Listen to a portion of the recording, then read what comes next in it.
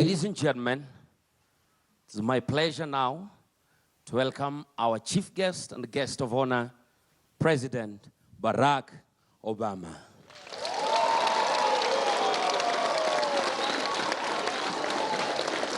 A round of applause, everybody. Wapi makofi.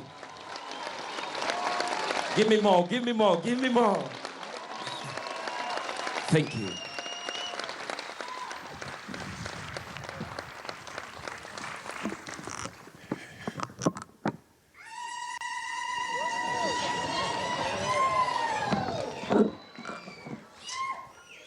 Habari.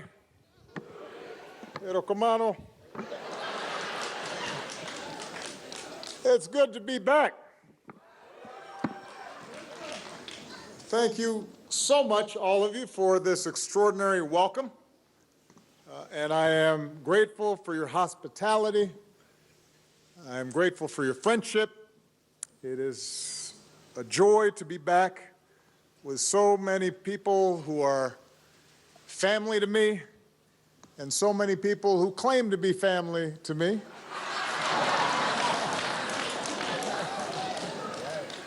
Everybody's a cousin. You know, I'm going to just stray from my prepared remarks for a moment to describe for you the first time I came here. I was 27 years old. I had worked as a community organizer for 4 years. I had gotten to know Alma and fell in love with her, but we hadn't grown up together. And I was determined to better understand the life of my father and the life of his people. So I flew to Nairobi, and Alma had a nice little flat, and we talked all day and all night, and I would wander through the city, and then finally it was time to come to Home Square. That's what we used to call it. And so we took a train, and the train went overnight. And the train went very slowly. This was not a bullet train. And when we finally got to Kisumu, we took a bus. And this was not a fast bus. And there were some chickens in my lap, and some sweet potatoes digging into my side. And then we got somewhere around here, and we had to get on a matatu. And it was more crowded than the bus. And then it dropped us off, and we walked up a dirt path, and then we walked some more, and we walked some more, and finally we came to Mama Sarah's house, although it wasn't quite as fancy as it is now. And I was hungry, but I had to catch a chicken to eat. So we scurried around the yard until we finally caught a chicken, and fortunately, Mama Sarah was better with a knife than I was, because I think I got a little squeamish. And we ate, and then before bed, there was a cistern where we had to bathe with a little ladle, and we were scooched underneath the water. And I looked up at the stars, and I visited my father's grave, and it gave me a sense of satisfaction that no five-star hotel could ever provide, because it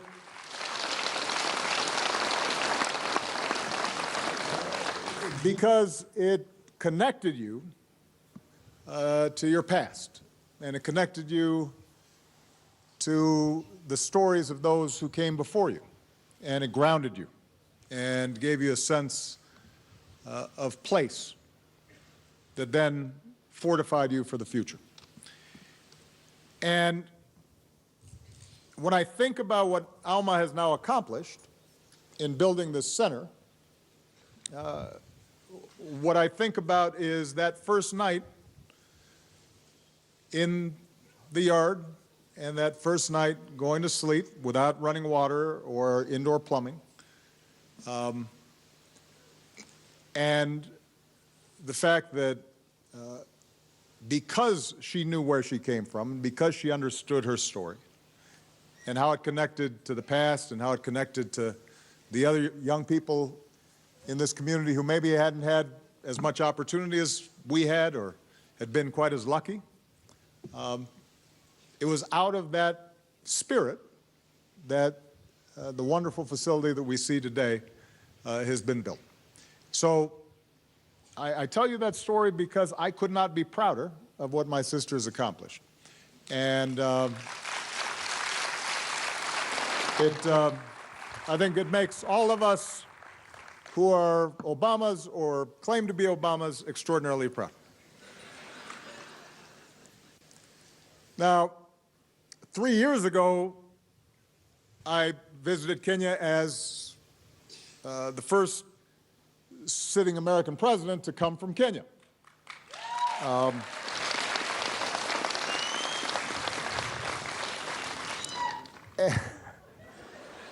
And when I was president, it was a little bit harder to get up here because my plane didn't fit the tarmac up here. And while 3 years ago my sister Alma introduced me before I gave a speech, today I'm really coming as a brother, as a citizen of the world, as someone with a connection to Africa, to talk about the importance of what she's doing, but also to create a larger context for what's possible. You know, as I was preparing for my remarks today, I thought about in that first visit in Alma's apartment in Nairobi, she had a poster. I don't know if you remember this. It was of a beautiful African woman. She looked a little bit like Alma, and her face was tilted upward, and over the poster it said, "I have a dream." You remember that? So I asked Alma at that time, what was her dream? And she laughed and she said, "Oh, Barack, my biggest problem, Barack, I have too many dreams." But today her dreams have come true, and today we open Sauti Kuu Foundation Sports, Resource, and Vocational Training Center. I had a chance to look around, and it is a remarkable space. It's a community space, a library, a computer lab, a vocational center, a football pitch, and I'm very happy to see there's also a basketball court. So thank you, Masai. Thank you, Giants of Africa. I want to thank, obviously, all the people who made this possible, the incredible generosity that has been shown. But as I looked around, I saw something that was less concrete. It wasn't bricks and mortar. I saw possibility. The hope that we can become something bigger than we are. The thought about all the young people in the years to come who will learn here and grow here and dream bigger than they do. You know, Kenya has made extraordinary strides in recent decades. The barriers to progress that a young Kenyan faces today aren't as rigid as the ones that might have faced previous generations. A young Kenyan doesn't have to do what my grandfather did and serve a foreign master. A young Kenyan doesn't have to do what my father did and leave home in order to get an education. So there's been real progress in this amazing country, and it should inspire today's young Kenyans to demand even more progress. The good news is Kenya has a new constitution. It has a new spirit of investment and entrepreneurship. Despite some of the tumultuous times that seem to attend every election, we now have a president and a major opposition leader who have pledged to build bridges and have made specific commitments to work together. So what we see here in Kenya is all part of an emergent, more confident, and more self-reliant Africa. But we know that real progress depends on addressing the challenges that remain. It means rooting out the corruption that weakens civic life. It means no longer seeing different ethnicities as enemies or rivals, but rather as allies, and seeing the diversity of tribes not as a weakness, but as a strength. It means making sure that economic growth reaches everyone and not just a few at the top, that it's broadly shared across regions. It means guaranteeing educational opportunity to everybody, not just our boys, but also our girls, because the nation that gives our daughters the same opportunities as our sons is more likely to succeed.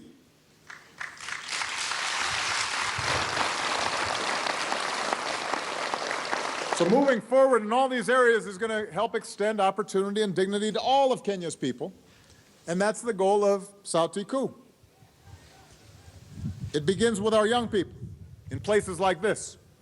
All of us providing the educational and economic and cultural opportunities that can empower some of the remarkable young people that you saw here today with the skills and the self-reliance to first change their own lives and then change their communities. Right now, Sauti Kuu reaches as many as 800 young people a week. With the opening of this center 3 years in the making, as a consequence of the extraordinary contributions of some of the people that Alma mentioned, like Gina, the Red Cross, our outstanding German golfers, the Eagles, and so many others, Sauti Kuu is now going to be able to reach so many more people.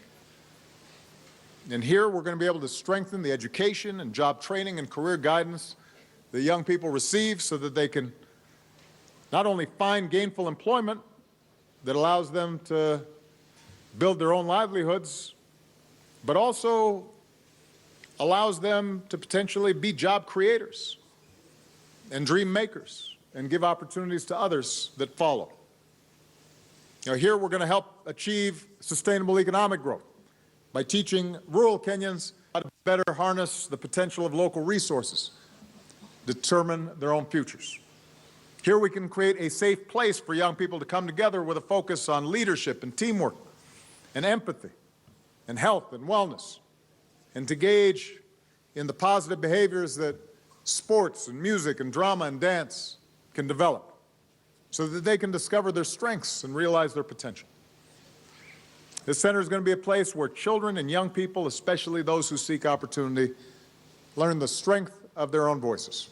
That's what Sauti Kuu means, powerful voices. And while it is true that not every child who goes through the program here may end up having the opportunity to study in Germany as Alma did, while it's true that not everybody may end up deciding that a career path in public life is what's right for them, if they just are given a small chance to express all that they feel and all the energy and imagination and talent that they represent,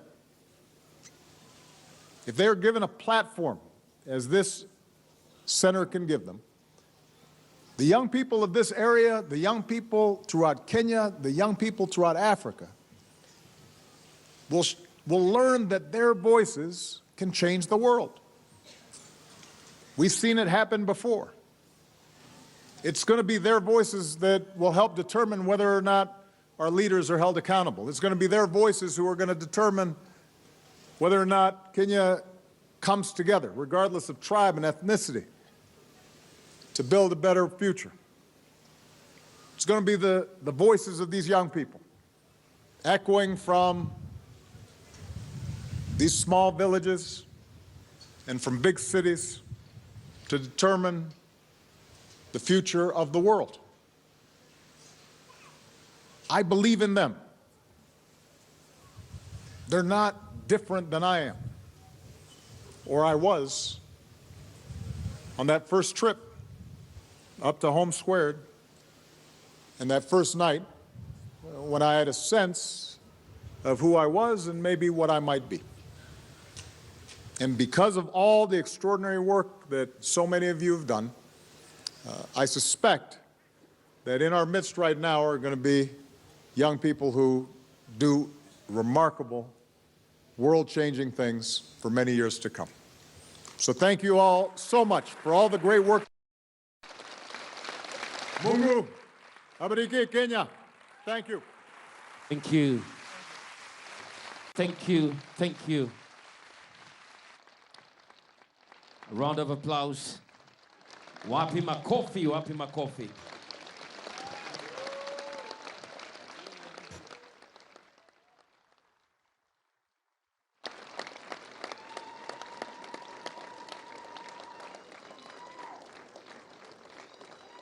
Maybe settled. Ladies and gentlemen.